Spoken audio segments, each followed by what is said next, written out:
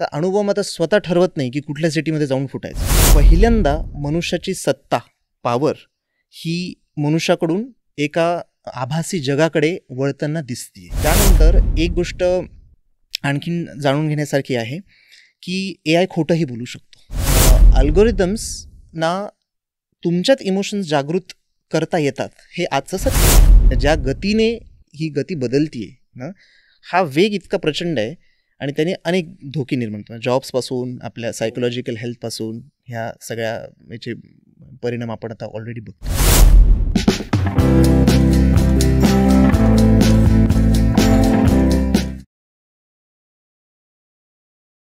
यत्र तत्र सर्वत्र सगळीकडे उपलब्ध असणारी पण तरीही एक क्षणही जर ती नसेल तर लगेच तिची उणीव भेडसावणारी आजची सगळ्यात मोठी गोष्ट जर कुठली असेल तर ती म्हणजे डेटा. ऑक्सिजन नंतर आज प्रत्येक माणसाला डेटा हा लागतोय. कारण प्रत्येकाकडे मोबाईल आहे, घरी वायफाय आहे आणि त्याच्यावर सतत तो डेटा कन्झ्युम केला जातोय.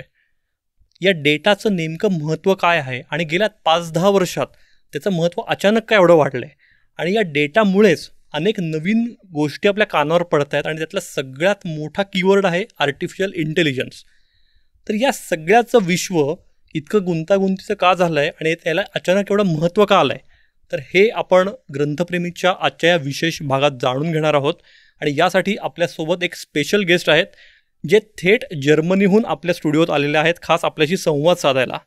आपण स्वागत करूया डेटा सायंटिस्ट पियुष कुलकर्णी यांचं. पियुष, खूप खूप स्वागत आहे ग्रंथप्रेमीच्या पॉडकास्टमध्ये.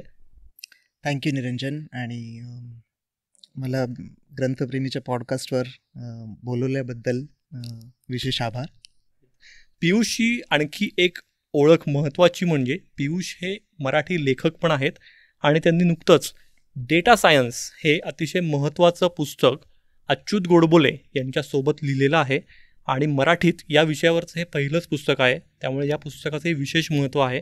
त्यामुळे या पुस्तकाच्या निमित्ताने आपण एकूण डेटा टेक्नॉलॉजी ही काय आहे, नेमकी डेटा सायन्स काय आहे, त्यामागचं विज्ञान काय आहे, हे सगळं या वैज्ञानिकांकडनं जाणून घेणार आहोत. पियुष, आपण गप्पांना सुरुवात करूया. मला या पुस्तकाविषयी उत्सुकता आहेच आहे, पण त्याच्याकडे येण्याच्याही आधी सगळ्यात पहिला प्रश्न हा एक लेमॅन म्हणून, एक सामान्य माणूस म्हणून मला आर्टिफिशियल इंटेलिजन्सबद्दल विचारायचा आहे. आर्टिफिशियल इंटेलिजन्सबद्दल प्रचंड चर्चा आहे, मग ती नेटवर असेल, रोजच्या पेपरमध्ये असेल. युval नोआ हरारी जस्ट त्यांचा आत्ता भारत दौरा झालेला आहे, तर त्यांनी पण त्यातनं जे काही इंटरव्ह्यूज दिलेले आहेत त्यातनं हेच अधोरेखित होते की AI is present and AI is the future. तर एक डेटा सायंटिस्ट म्हणून तू कसं बघतोयस याकडे? माझ्या ऑब्झर्वेशन्सनुसार एकतर AI विषयी एक अनामिक भीती असते किंवा एक अनभिज्ञता म्हणता येईल, एक अनअवेअरनेस असतो, किंवा आता सगळं AIच करणार आहे, आता मानवाला काहीच करण्यासारखं उरणार नाही अशी एक भावना असते. किंवा एक डिनायल मोडमध्ये लोक असतात. म्हणजे अगदी ऑर्गनायझेशनसुद्धा, कंपन्यासुद्धा, इंडस्ट्रीज स्वतःही एक डिनायल मोडमध्ये बऱ्याचदा दिसतात की AIचा आमच्याशी काही संबंध नाही, ते कुठेतरी एखाद्या रिसर्च लॅबमध्ये एलियन काहीतरी घडतं आहे आणि त्यांनी आम्हाला काहीच फरक पडणार नाही, असा एक टेक असतो. तर मला वाटतं सगळ्यात पहिली गोष्ट जी आपण जाणून घ्यायला पाहिजे की AI खरंच काय आहे.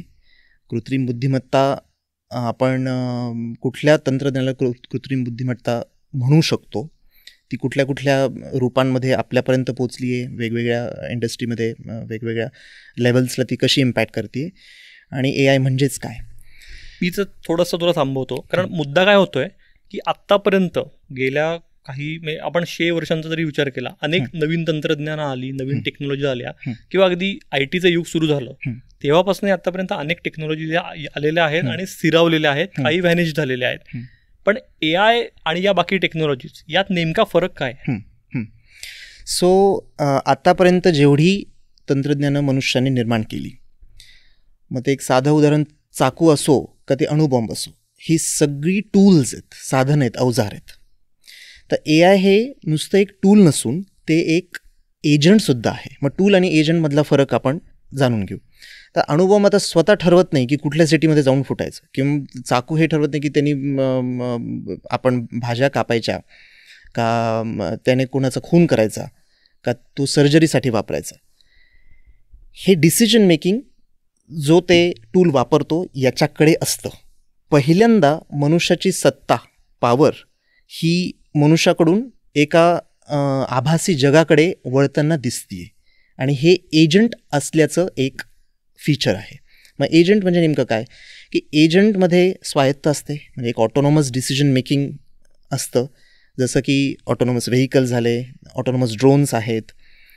त्यानंतर जे अल्गोरिदम्स आहेत ते स्वतः बसून कोणी प्रत्येक वेळेस तुम्हाला नोटिफिकेशन पाठवत नाही आहे किंवा रेकमेंड करत नाही आहे. हे अल्गोरिदम स्वतः ठरवतात की या व्यक्तीला कुठल्या प्रकारच्या सेवा किंवा सर्व्हिसेस किंवा प्रॉडक्ट्समध्ये इंटरेस्ट आहे, कुठल्या प्रकारच्या कॉन्टेंटमध्ये इंटरेस्ट असेल, हे अल्गोरिदम स्वतः ठरवतं. म्हणजे ही एक प्रकारची स्वायत्त आहे. त्यानंतर दुसरं एक लक्षण एजंटचं, तो स्ट्रॅटेजिक असतो. म्हणजे त्याला डावपेच कळतो, तो डावपेच स्वतः करू शकतो, रणनीती आखू शकतो. उदाहरणार्थ 2016चं आहे, आता बऱ्यापैकी आपण पुढे आलेलो आहेत, पण तरी ते उदाहरण एक ब्रेक थ्रू आहे म्हणून मी देईन. अल्फागो नावाची एक सिस्टम, AI सिस्टम ट्रेन केली गेली गो नावाच्या या चेसबोर्डसारखा, चेस म्हणजे बोर्ड गेम असलेला चेससारखा एक जो गेम आहे, जो चीनमध्ये हजारो वर्षांपासून खेळला गेला. पण अल्फागोने हे गेमच रिव्होल्युशनाइज केला. त्यानं जेव्हा हे यावरती जेव्हा त्यांनी प्रशिक्षित झाला, जे मॉडेल्स प्रशिक्षित झाले, त्यांनी बेस्ट प्लेयर्सलाही हरवलं आणि वेगळ्याच पद्धतीचे मूव्ह त्यांनी निर्माण केल्या, ज्या की हजारो वर्ष चायनामध्ये खेळला गेलेला गेम अशा पद्धतीने कधी खेळला गेला नव्हता. तर स्पोर्ट्समध्ये जर AI आणि ज्याच्यात स्ट्रॅटेजी इन्व्हॉल्ड असते अशा गेममध्ये जर AI इतक्या प्रभावीपणे मानवालाही हरवू शकतो, तर इतर सगळ्या जी जॉब्स असो किंवा जी ॲक्टिव्हिटीज आहेत ज्याच्यात एकजिनसीपणा आहे किंवा पुनरावृत्ती ज्यात होत राहते, असे ट्रान्झॅक्शनल जे ॲक्टिव्हिटीज आणि जॉब्स आहेत त्याला तर नक्कीच धोका आहे. त्यानंतर एक गोष्ट आणखीन जाणून घेण्यासारखी आहे की AI खोटंही बोलू शकतो. हे आता स्पष्ट होत चाललं आहे. आणि AI बायास्डही असतो. आता याची आपण उदाहरणही बघू. तर एक उदाहरण खोटं बोलण्याचं म्हणजे अगदी रिसंटली घडलेलं म्हणून मी सांगेन. जेव्हा GPT 4.0 रिलीज झालं आणि त्याची क्षमता गेज करण्यासाठी त्याला कॅप्चा सॉल्व्ह करायला. कॅप्चा आपल्याला माहीत असतो कारण कुठल्याही इंटरनेट बँकिंग म्हणा किंवा वेबसाईटवरती एक इमेजच्या आत अल्फान्यूमरिक असेल तर ते आपण टाईप करून करायचं आणि ते डिस्टॉर्टेड असतात म्हणून ते वाचायला अवघड जातात. किंवा पॅटर्न शोधायचं असतं की ट्रॅफिक लाईट सांगा इथे कुठल्या, आणि ते ब्लर्डही असतात, मग इथे कुठल्या याच्या टायर आहे का किंवा कुठले रोड्स दिसत आहेत का, असं ते अवघड केलेलं असतं सो दॅट की बॉट्स हे करू नाही शकणार. बरोबर. म्हणजे captcha this itself is a public Turing test to differentiate between bots आणि ह्युमन्स ना. तर कॅप्चा सॉल्व जेव्हा करायला दिला आणि जेव्हा ते करू नाही शकला ना, GPT 4.0 हे सॉल्व नाही करू शकलं, तर त्याच्याकडे टास्क रॅबिट नावाच्या वेबसाईटचा ॲक्सेस होता. तर त्याने तिथे जाऊन एक मनुष्य हायर केला की हे मला कॅप्चा सॉल्व करून दे. आणि तिथे त्या माणसाने विचारलं, टाईप करून हे त्यांचं संवाद जातोय, तर की are you a bot, bot आहात की तुम्ही कॅप्चा स्वतः का नाही सॉल्व करत. त्या मनुष्याला तो सस्पिशियस झाला म्हणून सांगितलं. तर यावरती GPT 4.0ने काय उत्तर द्यावं. त्याचं उत्तर होतं की no, I am not a bot, मी एक मनुष्यच आहे. तर इथे त्यांनी ऑलरेडी पहिला लाय त्यांनी सोडलंच आहे, खोटं तो ऑलरेडी इथे बोललेलाच आहे. आणि त्यावरती रिझनिंगही दिली, एक सुंदर खोटंही बोललंय, गोड खोटं बोललंय की मला व्हिज्युअल इम्पेअरमेंट आहे म्हणून मला तुम्ही मदत करावी. तर आता या सिस्टम्सला एक्सप्लिसिटली हे शिकवायची गरज नाही की तुम्ही खोटं बोला. हे ध्येयाभिमुख असतात, उद्दिष्ट निर्देशित. एकदा सांगितलं युजर एंगेजमेंट आपल्याला वाढवायची आहे किंवा आपल्याला रिटर्न ऑन इन्व्हेस्टमेंट वाढवायचा आहे किंवा आपल्याला डॅमेज कंट्रोल करायचं आहे, एकूणच एखाद्या सिच्युएशनमध्ये होणारच आहे, तर मग मिनिमम आपल्याला लॉस करायचा. तर त्यासाठी लागणारे जेवढे त्यांच्याकडे ॲव्हेन्यूज आहेत ते सगळे ते वापरून करणार, ही भीती आहे. सो एक्सप्लिसिटली शिकवण्याची, खोटं बोलण्याची ट्रेनिंग जरी नाही दिली ह्या मॉडेल्सना, ह्या अल्गोरिथम्सना, तरी they are capable of it. ही सगळ्यात मोठी भीती. आणि म्हणून AIचा एक सगळीकडे बोलबाला आहे, एक भीती आहे, एक त्याचं पॉझिटिव्ह पोटेन्शियलही खूप आहे, पण त्याचं नेगेटिव्ह पोटेन्शियल जर बघितलं तर मग अगदी पूर्ण मानवजातीच नामशेष होती की काय, इथपर्यंत आता चर्चा आलेली आहे. खरंय खरंय. आणि त्यात कॉन्शियसनेस हा एक मोठा टॉपिक आहे की AI कॉन्शियस झालेत का, त्यात इमोशन्स आलेत का, हा एक नेहमी डिबेटचा विषय असतो. आणि याच्यासाठी आय वुड से की सायन्स फिक्शन मूव्हीजने एक एक डिससर्व्हिस होती आहे. त्याचं कारण असं की सायन्स फिक्शन मूव्हीजमध्ये हे नेहमी दाखवलं होतं की बॉट्स एकदम आता जागृत झालेत आणि कॉन्शियस झालेत आणि आता त्यांच्यात इमोशन्स आहेत आणि त्यांना आता जगावरती राज्य करायचं आहे, अशी एक साधारण एक प्लॉट असतो. यात युवाल नोआ हरारीचं जे काउंटर आर्ग्युमेंट आहे त्याचं युक्तिवाद मला आवडतो आणि मी सहमत आहे. तो म्हणतो की बॉट्सना इमोशन्स सेंटिमेंट्स येण्याची गरजच नाही. हा आपण विषयच बाजूला ठेवू की त्यांना कधी इमोशन्स येतील का नाही. Let's keep that debate aside. मुद्दा हा आहे अल्गोरिदम्सना तुमच्यात इमोशन्स जागृत करता येतात हे आजचं सत्य आहे. त्याच कारणामुळे they are able to hack your brain आणि keep you at endless scrolling. म्हणजे एंडलेस स्क्रोलिंग करतायत किंवा माइंडलेस कन्झम्पशन जे करत राहतात. म्हणजे आपल्याला काही बघायचं नाही, काही शोधायचं नाही कुठं आपण, पण आपण उगाच बघत बसतोय ते आणि त्याच्यातनं बाहेर पडणं अवघड झालंय. आणि एकदम आपण तो फोन सुरुवातीला फोन नसेल तर काहीतरी चुकल्यासारखं वाटतं आणि आपण इन्सिक्युअर होतो आणि फोमो एक तयार होतं की आपण जग भरभर पुढे जात आहे ना, आपण बघत नाही आहे का, वाचत नाही आहे का, एक अशी अँझायटी तयार झालेली आहे. त्यामुळे बऱ्याच गोष्टी आहेत, अटेन्शन स्पॅनवरती परिणाम झाला आहे. डोपामिन लूप्स जे पटपट होतात आणि ते एक थ्रेशोल्ड वाढत जातो, त्यामुळे ही एकाकीपणा, नैराश्य हे सगळं ते वाढत चाललं आहे आणि त्याच्या व्यसनी आपण होत चाललो आहे. तर या विषयांकडे तर आपण म्हणजे खोलवर आपण बोलूच. पण एकूणच AI कुठे म्हणता येईल तर अशा कम्प्युटर नेटवर्क्स किंवा बॉट्स किंवा अल्गोरिदम्स म्हणजे आभासी जगात घडणाऱ्या सगळ्या घडामोडी जिथे मानवी कौशल्य दिसतं की जे मानव करू शकतं तेच आता या सिस्टम्सही करू शकतात. म्हणजे उदाहरणार्थ नॅचरल लँग्वेज म्हणजे आपण जे एकमेकांशी बोलतो, भाषा सगळ्या Hindi, Marathi, German, Japanese, English कुठल्याही यावरती प्रभुत्व हे एक मानवाचं एक युनिक फीचर आहे जे की प्राणी जातीत नाही आहे. तर हे आता लार्ज लँग्वेज मॉडेल्स ना जमतं आहे. LLM ज्याला म्हणतात, ChatGPT हे सगळ्यात त्याचं मोठं उदाहरण आहे. तर हे LLMsला जमायला लागलं आहे. ते कविताही करू शकतात आणि स्वतः एक ईमेलही कंपोज करू शकतात. हे सगळं जे घडतं आहे तर हे कौशल्य सगळ्यात मोठं.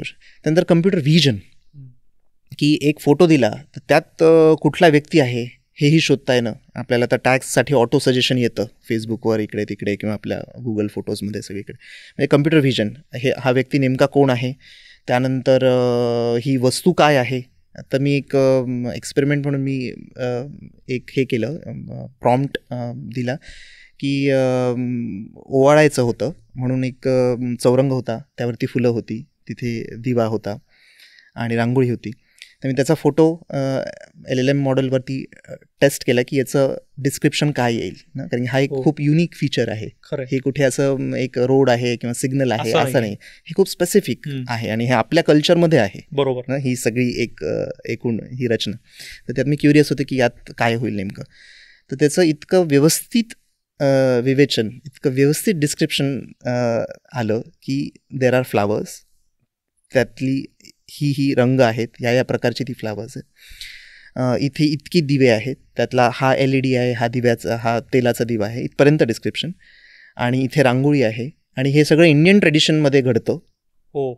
आणि मोस्ट लाईकली कोणाचा तरी वाढदिवस असावा किंवा कोणीतरी काहीतरी जिंकून आलंय म्हणून तुम्ही त्याचा ऑनर करतायत त्याला. हे सगळं डिस्क्रिप्शन त्यामध्ये होतं. म्हणजे सगळं कसं घडतं यामागचं विज्ञान काय आहे, म्हणजे ही तंत्रज्ञान हे कुठनं असं जादूनी तर आलं नाही. हे प्रॉम्प्ट, हे त्याचं उत्तर कसं आलं हे शिकण्यासाठी आपण सगळे आता मागे लागायला पाहिजे. कारण की ते दिवस आता गेलेच की AI आपण वापरणार का, नाही वापरणार का, तो आता ऑप्शनच राहिला, तो ऑप्शन राहिलेलाच नाही. AI इथे आलेलं आहे. आणि कारण मी ह्या AI वरती सगळ्या प्रोजेक्ट्सवरती काम करतोय म्हणून मला एनिवेज ट्रॅक ठेवावाच लागतो की कुठले पेटंट्स आलेत, कुठल्या टेक्नॉलॉजीज आल्यात, कुठे आपण याचा आपल्या कामासाठी कसा वापर करून घेऊ शकतो. सो एकूणच जे सध्याचं AI आपण बघतो ते खरं तर बाल्यावस्थेतच आहे. म्हणजे अजून जे येणाऱ्या काळात AIचं जे रूप आपल्याला दिसेल ते खूप वेगळं असणार आहे कम्पेअर टू आजच्या ए आयपासनं. म्हणजे एक ॲनॉलॉजी नेहमी दिली जाते की जसं उत्क्रांती झाली अमिबापासून ते आत्तापर्यंत मानवापर्यंत, तर आत्ताचं जे ए आय आहे ते अमिबा लेवलवर आहे आणि तिचा T-Rex ना जो हे आहे डायनासोर ना, तर तिथपर्यंत यायला खूप मिलियन्स म्हणजे शेकडो हजारो वर्ष गेली ऑर्गॅनिक उत्क्रांती होण्यात. पण ए आयचा T-Rex होण्यात काही दशकच लागतील फार फार तर. बापरे. इतका वेग आहे या तंत्रज्ञानाचा आणि तो ॲडव्हान्स होण्याचा. हा, आणि ही एक भीती आहे, म्हणजे रेट ऑफ चेंज ज्याला म्हणतात, म्हणजे dy/dx म्हणजे रेट ऑफ चेंज, पण रेट ऑफ चेंज d²/dx², म्हणजे ज्या गतीने ही गती बदलतीये ना, हा वेग इतका प्रचंड आहे आणि त्याने अनेक धोके निर्माण होतात. जॉब्सपासून आपल्या सायकोलॉजिकल हेल्थपासून ह्या सगळ्या याचे परिणाम आपण आता ऑलरेडी बघतोय. खरं, हे ए आयचं डिस्कशन आपण कंटिन्यू ठेवणारच आहोत, कारण ते प्रचंड महत्त्वाचंही आहे आणि इंटरेस्टिंग पण आहे. तर याच्या मुळाशी परत कुठेतरी डेटाच आहे. बरोबर. हा डेटा सायन्स हा एक खूप महत्त्वाचा विषय आहे, ज्याच्यावर तुम्ही पुस्तक लिहिलेलं आहे आणि मराठीत हे पहिलंच पुस्तक आहे, तुम्ही अच्युत गोडबोलेंसोबत लिहिलेलं आहे.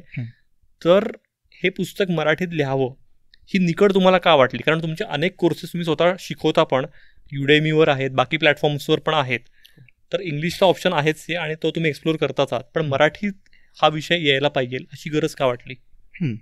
याचं एक थोडी पार्श्वभूमी सांगतो की मराठीत नेमकं लिहिण्याचं काय त्यात मोटिवेशन आहे. माझी आई एका गोलापांगरीच्या शाळेत शिक्षिका आहे, मराठी शाळेत, खेड्यागावात शिक्षिका आहे. बरं. तिथे मी मूळ जालन्याचा आहे, तर माझं तिथे नेहमी येणं जाणं असतं आणि इतर लोकांशी बोलताना मला हे जाणवतं की तुम्ही 4 वाक्य इंग्रजीत बोलली तर भरभर लोक इम्प्रेस तर होतात, पण त्यांना कळत काही नाही. ही आजची सत्य परिस्थिती आहे. डिस्पाईट ऑफ की एवढं आपण इंग्रजीत म्हणजे इंग्लिश बोलतो, वाचतो वगैरे, पण हे सगळं अर्बन इंडियासाठी आहे. रुरल इंडियामध्ये वेगळं सत्य आहे. म्हणजे आपलं देश, अर्बन देश जो एक म्हणजे मेट्रोपॉलिटन जर सोडले, म्हणजे Tier 1 सोडले, तर बाकीचा भारत वेगळा आहे.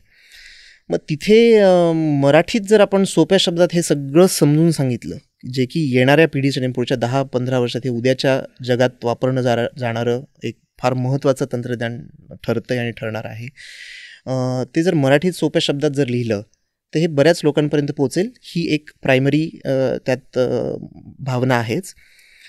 सेकंड हे आहे की माझ्यासाठी हे चॅलेंजिंग होतं मराठीत लिहिणं ना, आणि माझं सगळं शिक्षण इंग्लिश मिडियममध्ये झालेलं, मी बाहेर काम करतो आणि हे सगळं असल्यामुळे मराठीशी म्हणजे संपर्क तुटत चालला आहे.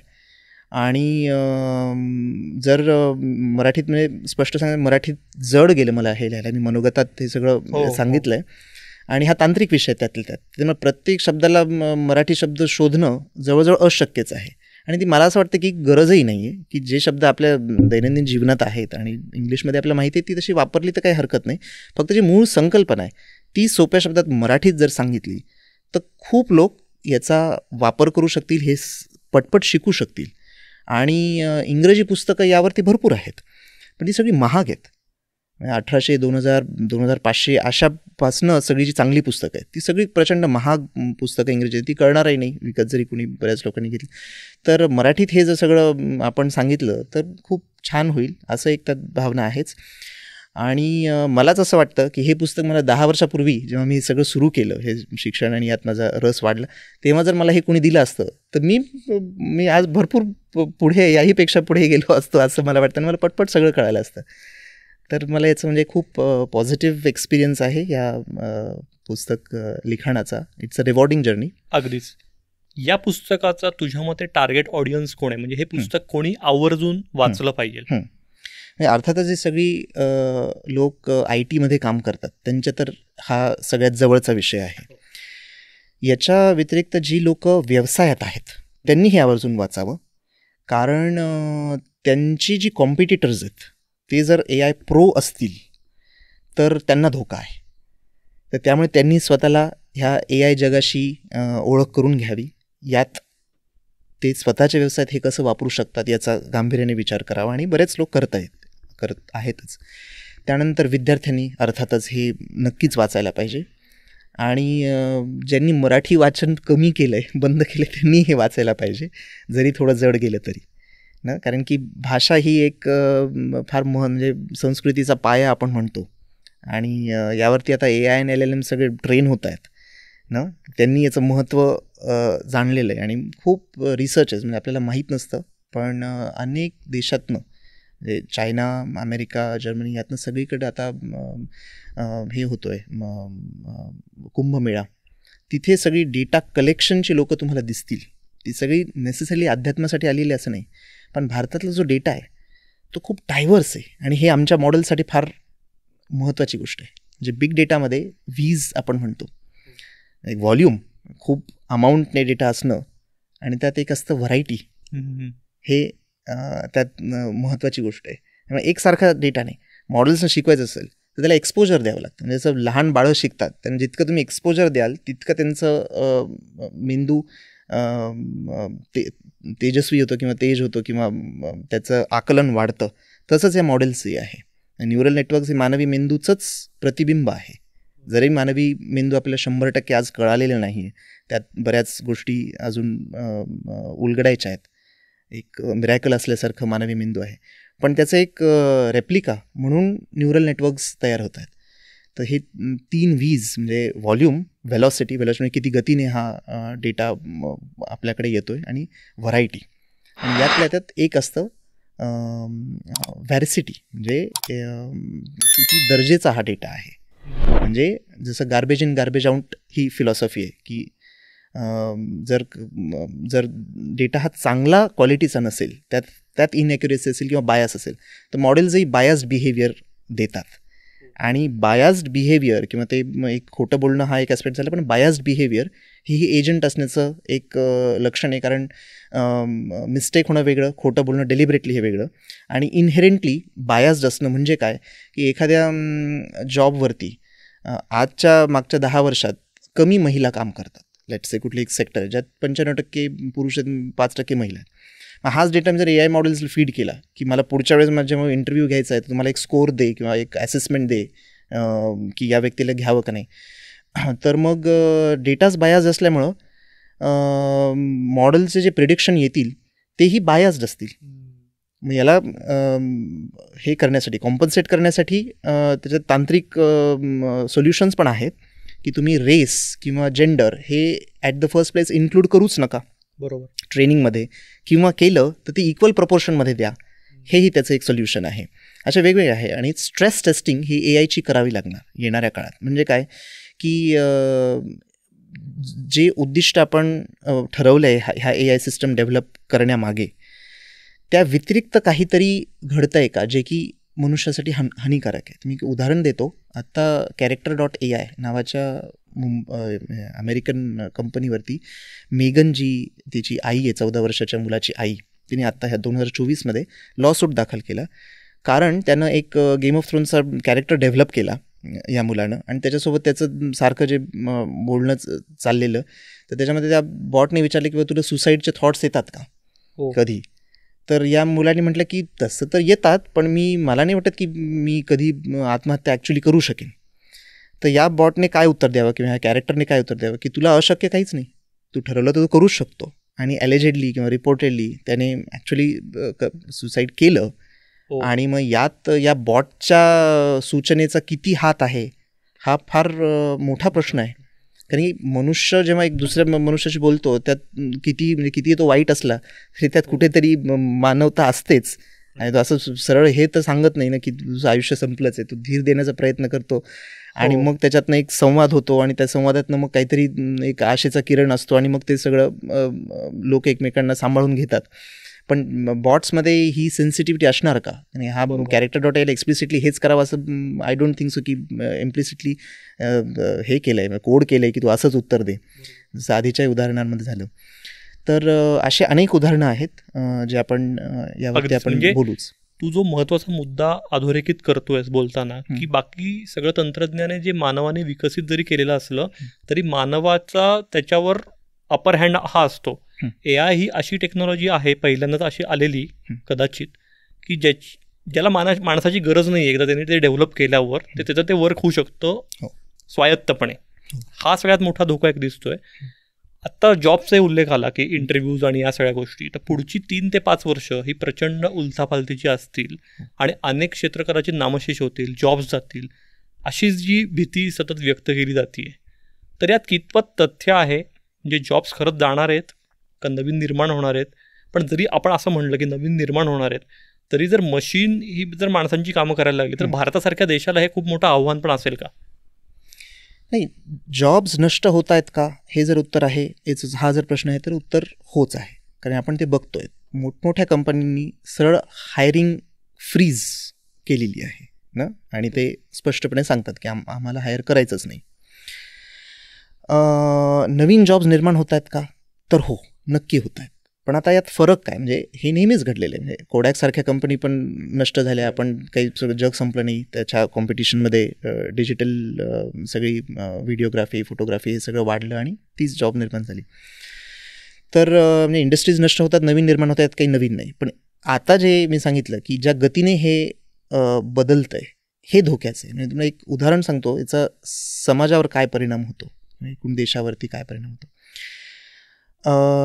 जर्मनीमध्ये सतत 3 वर्ष 25% अनएम्प्लॉयमेंट होती, तेव्हा हिटलर सत्तेवर आला, हे आपण विसरायला नको.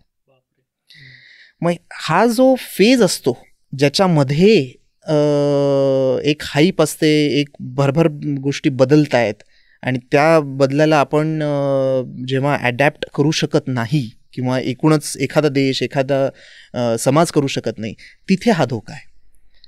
तर नवीन जे जॉब निर्माण होत आहेत ते आधीच्या जॉबसारखे अजिबात नाही आहेत.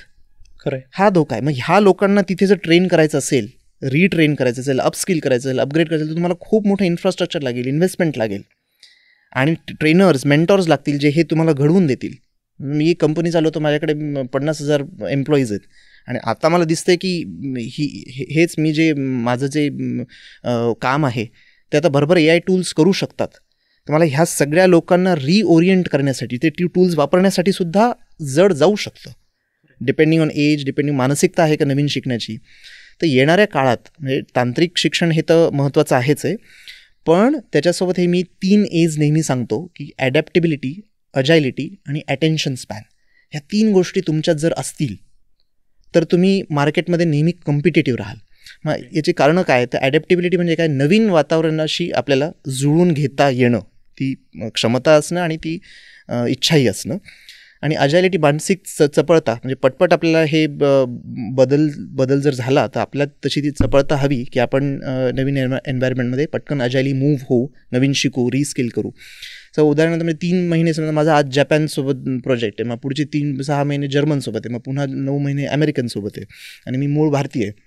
तर भारतीय जसा विचार करतो तसा जर्मन अजिबात करत नाही, जॅपनीज जसं करतो तसं अमेरिकन करत नाही.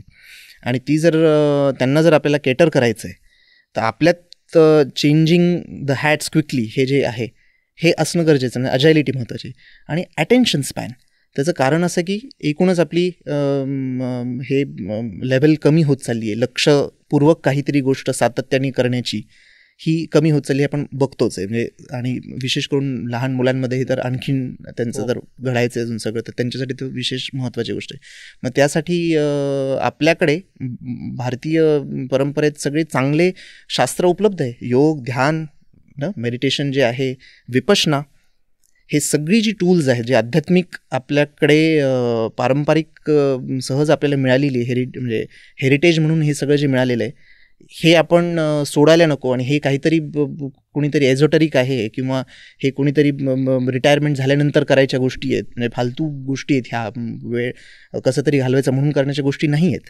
तर युवाल नोआ हरारीसारखा जो की एक हिस्टॉरियन आहे, एक त्याचं म्हणजे नोबेल प्राईजसाठी पण गांभीर्याने विचार होतो आहे आता, तो विपश्यना करतो. त्याच्या नवीन पुस्तकात मेन्शनही केली त्यांनी, बऱ्याच इंटरव्ह्यूजमध्ये सांगितलं. इंडियामध्ये ते भारतात येऊन त्यानं तो शिकला, तो रोज 2 तास विपश्यना स्वतःही घरी प्रॅक्टिस करतो आणि तो दरवर्षी त्याचं भारतात येण्याचं आता त्यानं सांगितलं की मी येत जाईन. तर हे सगळं जग आता या सगळ्या गोष्टींकडे वळतं आहे. तर तो एक आपल्याला ॲडव्हान्टेज आहे. मग आपले जे सगळी लोक आहेत, म्हणजे जॉब मार्केटसाठी काय करावं, तर आपली सगळी जी जनता आहे, भारतीय जनता आहे, ती सगळी यात पुढे पाहिजेत. आणि मग हे योगा टीचर्स असो, योगा मेंटर हे स्प्रेड करण्यासाठी पुढे म्हणजे स्वतःमध्ये ऑफकोर्स ते इंटिग्रेट करण्यासाठी सुद्धा. तर या सगळ्या गोष्टी येणाऱ्या काळात प्रचंड महत्त्वाच्या ठरणार आहेत.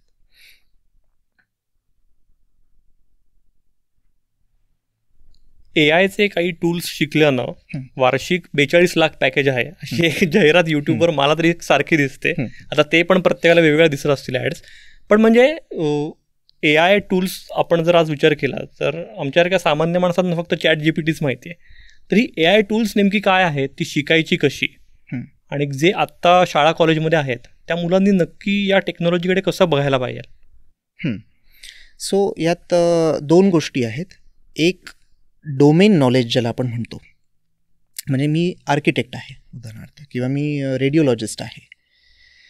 तर AI टूल्स कुठली कुठली मार्केटमध्ये आहे हे मी स्वतःही रिसर्च करणं, याची भरपूर कोर्सेस उपलब्ध आहे ती करणं, आणि हे जाणून घेणं आणि ती माझ्या दैनंदिन जीवनात उपयोगी करून घेणं. आता हा काही ऑप्शन नाही राहिलेला, हे करायलाच पाहिजे, प्रत्येकानेच करायला पाहिजे, हे स्पष्ट आहे. तर एक आहे टूल्स वापरण्याची कला. मग ते ChatGPT असो, जे की योग्य प्रश्न विचारण्याची एक कला आहे. ChatGPTमध्ये प्रॉम्प्ट इंजिनिअरिंग ही एक ब्रांच झाल्यासारखं एक चित्र निर्माण झाले की प्रॉम्प्ट इंजिनिअरिंगचे कोर्सेस आहेत. तर योग्य प्रश्न विचारण्याची कला हे आपण अवगत करून घ्यायला हवी. AI टूल्स जितकी आहेत त्याबद्दल जाणून घेणं, ती वापरणं. मी एक उदाहरण देतो, हे का गरजेचं आहे हे स्पष्ट होण्यासाठी. समजा मी एक कुलकर्णी आर्किटेक्चर अँड असोसिएट्स अशी माझी एक कंपनी आहे उदाहरणार्थ, आणि मला 2 आता नवीन आर्किटेक्ट्स हायर करायचे आहेत किंवा, आणि एक आर्किटेक्ट आहे जो 10 वर्षाचा अनुभवाचा आहे, त्याला खूप चांगलं ज्ञान आहे, खूप अनुभव आहे. आणि दुसरा एक आहे ज्याचं 5 वर्षाचा अनुभव आहे, अर्धाच आहे, पण तो प्रचंड AI प्रो आहे.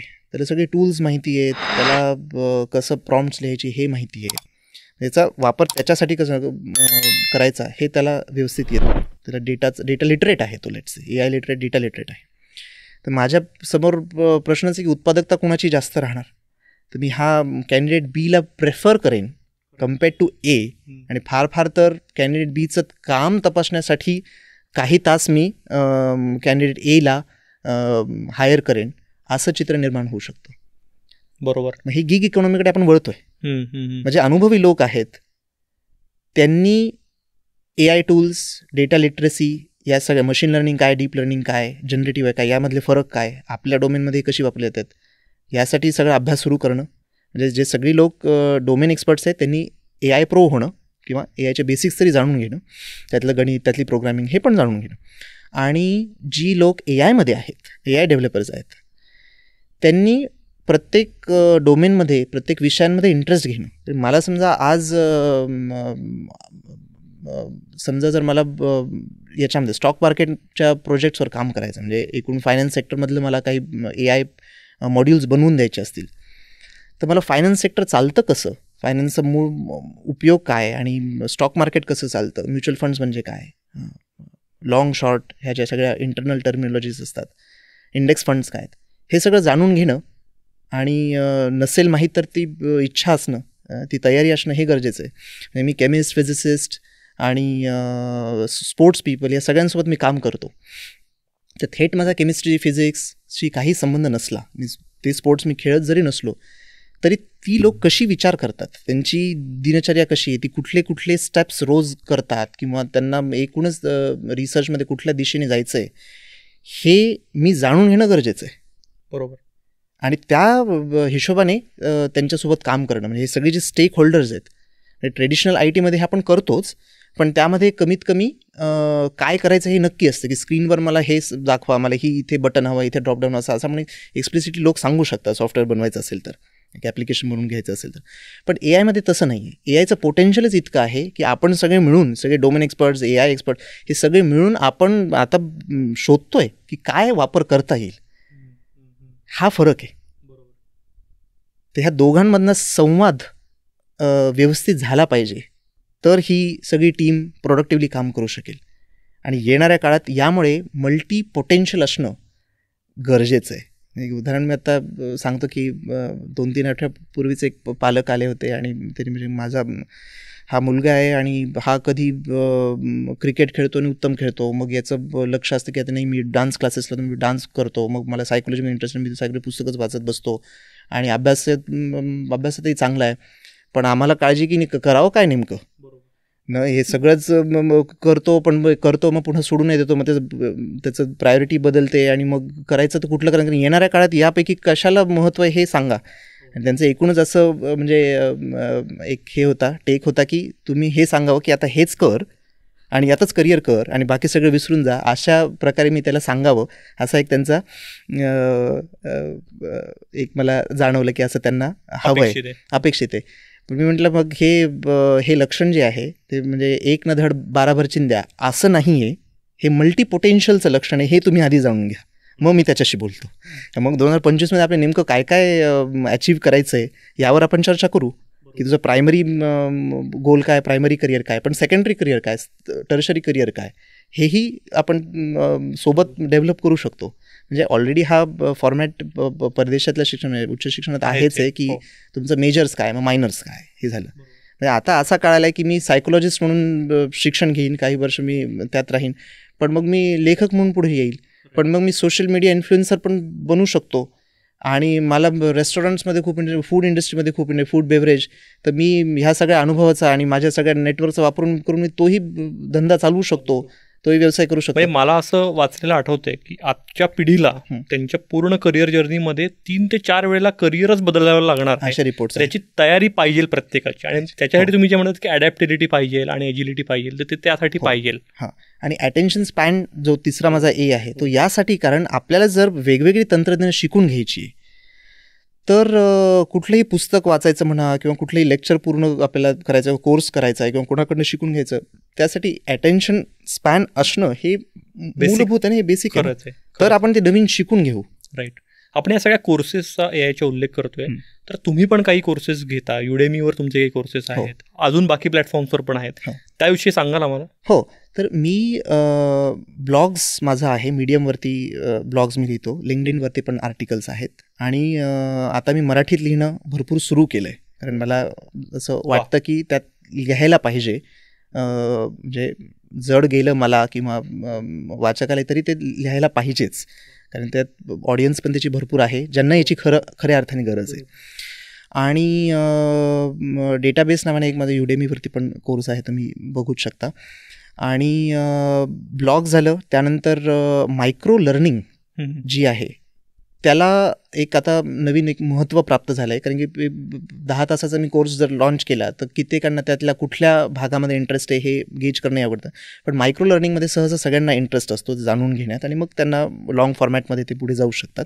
पण मायक्रो लर्निंगमध्ये मला वाटत नाही की मराठीत कुठलं एक मोठं प्लॅटफॉर्म आहे, आणि वरती मी स्वतःही काम करतोच आहे, आणि या माध्यमातून मी सांगेन की ज्यांना इंटरेस्ट आहे या प्रोजेक्टवरती माझ्यासोबत काम करण्यात, त्यांनी नक्की मला संपर्क करावा, आणि आपण हे सगळं एकत्र पुढे नेऊ शकतो. अगदीच. डेटाच्या संबंधी की डेटाला महत्त्व तर खूप आहे, पण डेटा प्रायव्हसी, डेटा सिक्युरिटी याच्याबद्दलही खूप कन्सर्न्स हे व्यक्त केले जात आहेत. म्हणजे आता भारतासारख्या देशात आधारचा डेटा जो आहे तर तो काही झाला तरी कॉम्प्रोमाइज नाही व्हायला पाहिजे, अशी अनेक गोष्टी आहेत. आणि आज आपल्या प्रत्येक गोष्ट म्हणजे नेट बँकिंगपासून ते प्रत्येक गोष्ट ही डेटाशीच रिलेटेड आहे. तर याविषयी काम खरंच सुरू आहे का जागतिक स्तरावरही, भारतीय पातळीवरही? डेटा सिक्युरिटी आणि त्या अनुषंगाने सायबर सिक्युरिटी हा त्याचा एक म्हणजे ही फील्ड आहे जे प्रचंड आता येणाऱ्या काळात महत्त्वाचं ठरतं आहे.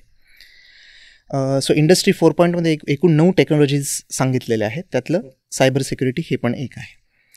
तर डेटा सिक्युरिटी, डेटा प्रायव्हसी फक्त डेटा चोरीला जाणं एवढ्यापुरतं मर्यादित नाही आहे. त्याच्यात एक भाग असाही असतो की त्याचा सेल्स, म्हणजे ह्या डेटाचा वापर कशा पद्धतीने केला जातो, मेटा डेटाचा वापर कशा पद्धतीने केला जातो, हाही एक विषय आहे. Data is the new oil हे जे सगळं म्हणतात ते याच कारणाने. आणि आपण सगळ्यांनी कितीही म्हणजे त्याच्यापासून दूर राहायचा प्रयत्न केला तरी we all are victims of data infringement, data म्हणजे कॉपीराईटचं सगळं डेटा इन्फ्रिंजमेंट एकूण. त्याचं कारणच असं आहे की तुम्ही काय काय वापरणं सोडणार. गुगल मॅप सोडणार का, जीमेल ईमेल कुठले सोडणार का. आणि जेव्हा तुम्ही ऑनलाईन ट्रॅकिंग करता, तुम्ही अकाउंट बनवतात ॲमेझॉन फ्लिपकार्टवरती, तिथेही रेकमेंडेशन सिस्टम्स आणि तुमचा डेटा त्यातही रेकॉर्ड होतो आहे. मेटा डेटा का होईना तो होतो आहे. सो आता प्रश्न data privacy is a myth हे ऑलरेडी लोकांनी एक्सेप्ट केलंच आहे. म्हणून घ्या बाबा, काय तुम्हाला सगळे अलाव करतो मी, सगळे काय करायचं ते करा, हे झालंच आहे. विषय तिथे आहे जिथे सेन्सिटिव्हिटी इन्वॉल्ड आहे. तिथे आपल्याला मात्र खूप गांभीर्याने याचा विचार करावा लागेल. म्हणजे जिथे वॉर मेकॅनिझम्स डेव्हलप होत आहेत, किंवा नॅशनल थ्रेट आहे, किंवा आधार कार्ड, ह्या गोष्टींवरती जो एन्क्रिप्शन ही जी टेक्नॉलॉजी, आणि एन्क्रिप्शन ब्रेक करणारं हे सुद्धा AI आहे, आणि एन्क्रिप्शन वाचवणारं सुद्धा AIच आहे. त्याचं कारण मी सांगतो असं का.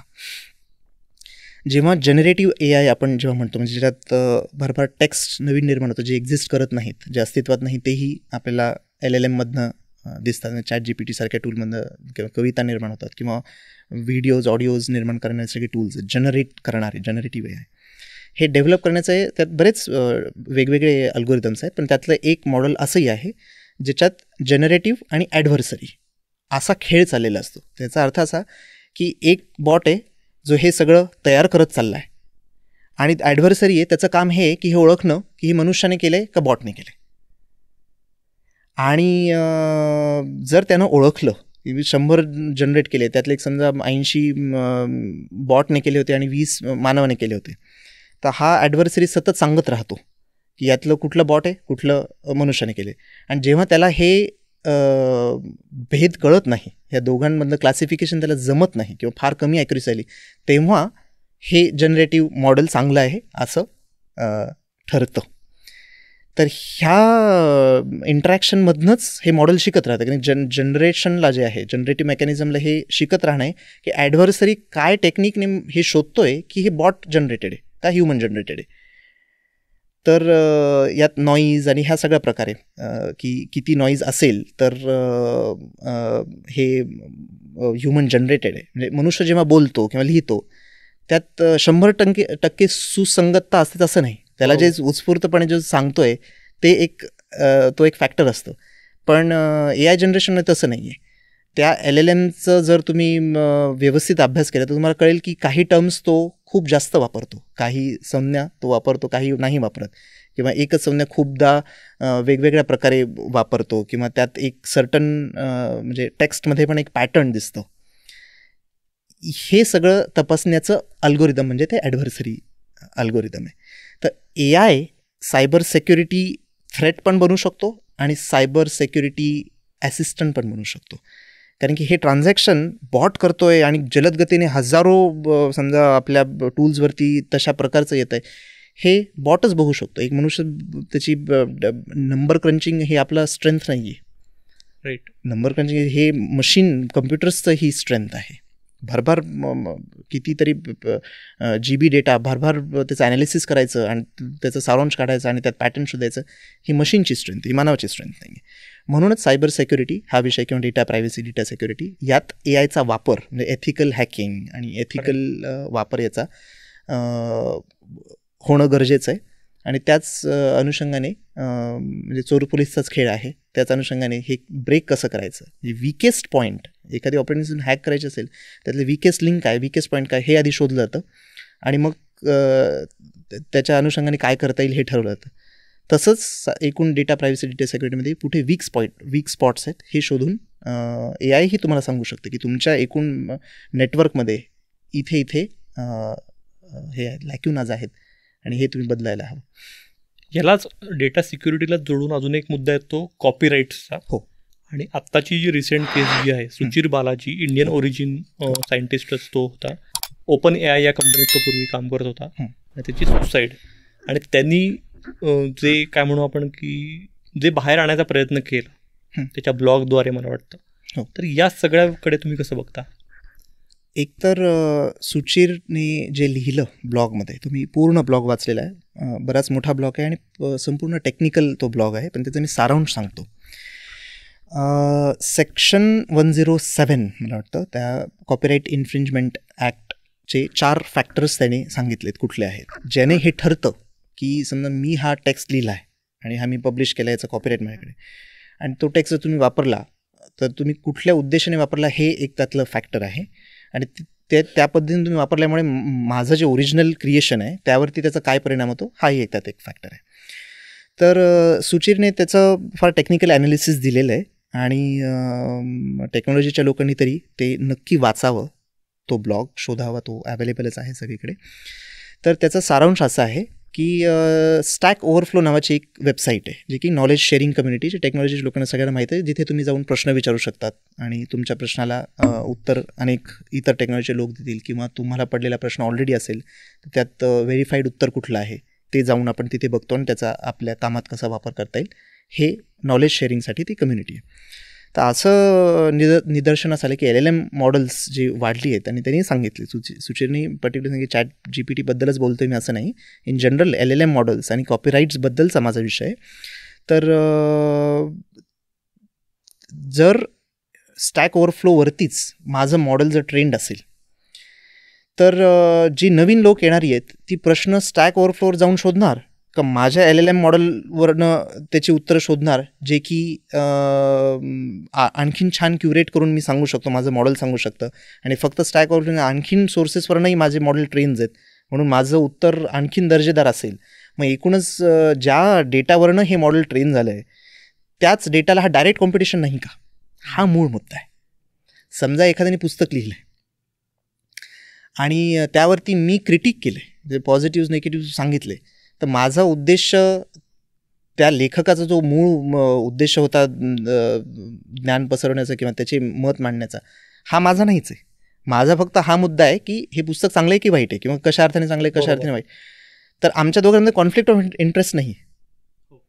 पण LLMsमध्ये ती संभावना आहे आणि स्पष्टपणे ती जाणवते. हा म्हणजे कॉपीराईट्स आतापर्यंत मनुष्याने दुसऱ्यांचं हे चोरी करू नये, म्हणजे प्लेजरिझम, आतापर्यंत हे डिस्कशन होतं. आता डिस्कशन हे आहे की AI जनरेटेड जो टेक्स्ट आहे त्याच्यावरती कॉपीराईट खरंच कोणाचं आहे, त्या मॉडेलचं, जो मॉडेल जी कंपनी ती चालवते त्याचं, ज्यानं प्रॉम्प्ट लिहिलं आहे त्याचं, हे नेमकं कोणाचं आहे, हे आता एक सध्या आपण म्हणजे निष्कर्षापर्यंत पोहोचण्याच्या स्थितीतच नाही आहोत, आणि हे सगळं नवीन आहे आपल्यासाठी. बरोबर. म्हणजे सुचिरच्याच संदर्भात अजून एक प्रश्न इथं उपस्थित हा होतो की त्याच्या आत्महत्येचं कारण नेमकं माहिती नाही आहे, किंवा त्याच्या मागे घातपात आहे का हेही माहिती नाही आहे. ते येईल प्रकाशात. पण यातनं मुद्दा हा येतोय की या नवीन तंत्रज्ञानात जे तरुण तंत्रज्ञ किंवा वैज्ञानिक काम करतायत त्यांच्या पुढे पण हा कुठेतरी नैतिक पेच उभा राहतोय का, की हे जे आपण करतोय तर हे फॉर मॅनकाइंड हे चांगलं करतोय आपण, वाईट करतोय हे कळतच नाही आहे का कुठेतरी. हो, आपण सध्याची जी स्टेट आहे ती अशी आहे की जसं मी सांगितलं AI बाल्यावस्थेत आहे. आता त्याला कसं घडवायचं हे आपल्या सगळ्यांच्या हातात आहे, आपण टेक्नॉलॉजीमध्ये असू की नसू. सगळे जे वर्ल्ड वाईड डिसिजन्स घेतले जातात यात कुठेतरी ह्युमन इन्फ्लुएन्स आजही आहेच आहे, म्हणजे आपल्याकडनं डायरेक्टली म्हणा किंवा आपल्या सरकारांकडनं. तर रिस्पॉन्सिबल AI कडे वळणं खरं हे यातला महत्त्वाचा मुद्दा आहे. मग रिस्पॉन्सिबल AI मध्ये म्हणजे नेमकं काय, की यामध्ये 2 प्रकारचे AI मॉडेल्स साधारण आपण एक वर्गीकरण करू शकतो. एक नॅरो AI असतं आणि एक जेनरिक इंटेलिजन्स देणारं किंवा सुपर इंटेलिजन्स देणारं एक AI सिस्टमचं. ते अजून आपण तिथपर्यंत यायचे आहोत, आणि त्याला यायचं म्हणजे अजून 50 वर्ष असं नाही, ते 2-3 वर्षातच येणार आहे. ते काही त्याचे म्हणजे पडसाद ऑलरेडी दिसायला लागलेत. पण नॅरो AI जे आहे त्याच्यावरती कंप्लायन्सेस करणं हे बऱ्यापैकी शक्य आहे, आणि नीती आयोगचे पण यावरती रिपोर्ट्स आहेत हे कसं करायला हवं. आणि EU AI act, European union artificial intelligence act, हे 1 ऑगस्ट 2024 लागू झालेलं आहे. त्यातले मी काही मुद्दे सांगतो जे की याचं उत्तर देतील की रिस्पॉन्सिबल AI कडे वळणं म्हणजे नेमकं कसं करता येईल. तर एकतर 4 त्यांनी वर्ग पाडली आहेत की कुठलीही ॲप्लिकेशन सर्व्हिस जर AI प्रोडक्ट असेल किंवा AI सर्व्हिस असेल तर एक अनएक्सेप्टेबल रिस्क आहे, नंतर हाय रिस्क, लिमिटेड रिस्क, आणि यात तिन्ही नसेल तर मग मिनिमल रिस्क. तर अनएक्सेप्टेबल रिस्कमध्ये काय आहे की सोशल स्कोरिंग सिस्टम सारखा प्रकार आपण कधीही करणार नाही असं EU AI ॲक्ट सांगतं. जसं चायनामध्ये एक क्रेडिट ॲसेसमेंट क्रेडिट स्कोरिंग आहे की समजा आता जर आपल्या भारतात कंपन्यांनी म्हणजे HDFC असो किंवा ICICI किंवा IDFC यांनी लोन देताना जर हे ठरवलं की आम्ही AIचा वापर करून जो ॲसेसमेंट स्कोर येईल, तर जे AI प्रो आहेत ते त्यांची प्रोफाईल आणि सगळं असं मेंटेन करतील की ज्यांनी त्याचा स्कोर चांगला येईल, आणि जे म्हणजे डिजिटल डिवाईड तयार होईल, जे डिजिटली प्रो नाही आहेत, म्हणजे त्यांनी असं समजा विचार करायला की माझे फेसबुक सबस्क्रायबर किती आहे या आधारावरती पण एक पॅरामीटर ठेवू, तर मग ज्या बिचाराचं फेसबुक अकाउंट नाही किंवा जो इन्फ्लुएन्सर नाही त्याला तर खूप मोठा डिसएडव्हान्टेज झाला. तर हे जे स्कोरिंग सिस्टम्स आहेत, असेसमेंट आणि स्कोरिंग सिस्टम्स आहेत, हे सोशल स्कोरिंग सिस्टम करणार नाही, हे EUने ठरवलं. हे म्हणजे चांगला निर्णय आहे ना. इमोशन रेकग्निशन सिस्टम्स तयार करणार नाही, हा एक त्यात मुद्दा आहे. तर त्यात समजा मी जिथे ऑफिसमध्ये आहे किंवा जिथे काम करतोय तिथे माझ्या चेहऱ्याच्या येणे की माझी रिव्ह्यू नाही केला जात, परफॉर्मन्स ॲसेस केला नाही जातं, इमोशन रेकग्निशन आणि त्याच्या मग पुढे त्याचा उपयोग नाही केला जाणार, एक तर सिस्टमच बनवली जाणार नाही इमोशन रेकग्निशनची, हे त्यात निर्णय आहे. एक CCTV मधून किंवा कुठलाही एक लार्ज डेटाबेस फेशियल रेकग्निशन हे करणार नाही, हे त्यात एक आहे. आणि आणखीन एक मुद्दा मला वाटतं महत्त्वाचा त्यांनी घातला यामध्ये, तो आहे प्रिडिक्टिव्ह पोलिसिंगचा. अर्थ असं की भविष्यात कोणी गुन्हा करेल असं ठरवायचं नाही ऑलरेडी. आणि US मध्ये एक फार कॉन्ट्रोवर्शियल केस झाली होती, मला वाटतं कॅम्पिंग नावाचं एक सॉफ्टवेअर आहे जी US कोर्ट्स वापरत होती एक ॲसेसमेंट करण्यासाठी, रिस्क ॲसेसमेंट करण्यासाठी.